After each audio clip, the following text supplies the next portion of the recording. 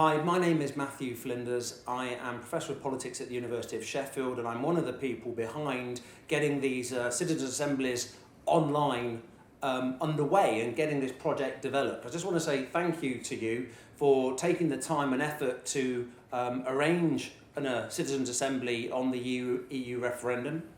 There can't be really a more important topic to be discussing, and actually wherever you go people are discussing the topic, and the role of the citizens' assemblies is really to provide some structure or framework through which you, your community, your family and friends can have a discussion about the ins and outs at a time when there's arguably a lot of heat around the issue but not a lot of light.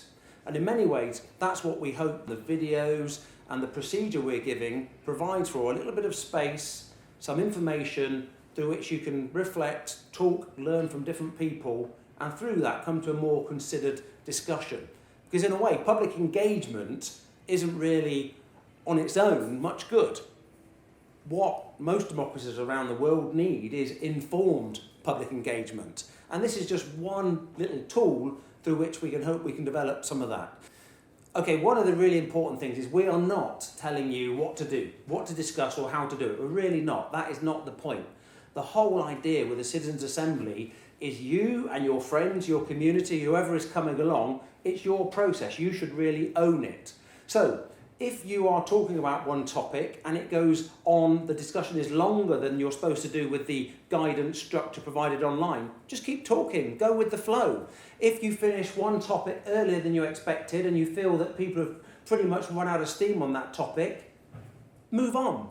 So 3 little tips for the organisers. The first tip is, no matter how long you've got with your assembly, whether it's 5 people, 50 people or 500 people, it's really worth spending a little bit of time at the beginning just talking about the principles and the ground rules for your assembly, rather than launching straight into it.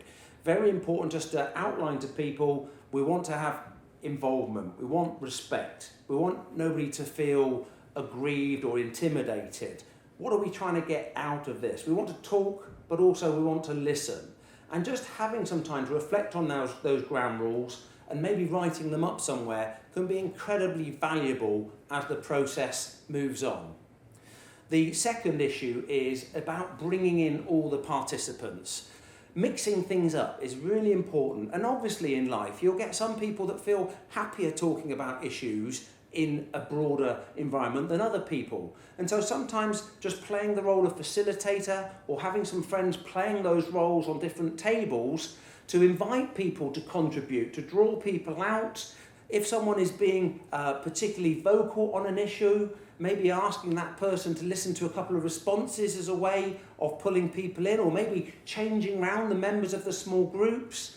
People were different, cultures are different. Some people speak, I get very loud when I get passionate. Sometimes going back to the ground rules about just listening as well as talking can give you a very important reference point, which brings me to my third final point. Have fun. This is so important, it's often overlooked in politics. That actually what we're trying to do here is to create a mini public, a mini community, a group of people that are all going to be affected by this decision, whether it's in or out. It's going to affect you, your lives, those of your friends, your children, for generations. It's important that you get together in a safe space, which is informal, where you can have some information, where you can listen and reflect. You don't have to agree with everybody, that's absolutely fine. But I think what's really interesting is that most people will find they change their opinion in some way or on some topics in a way that's incredibly helpful. The more the whole experience is light, is fun, it's open, actually people will go away and they might get involved in other things. You might be setting off a whole range of little assemblies where you do this for other topics in the future. Well, that's me waving my hands, getting very carried away. But thanks again for taking this on. I hope the assembly works really well. I hope you and everybody that comes along turns out to vote, be it yes, no, in, out.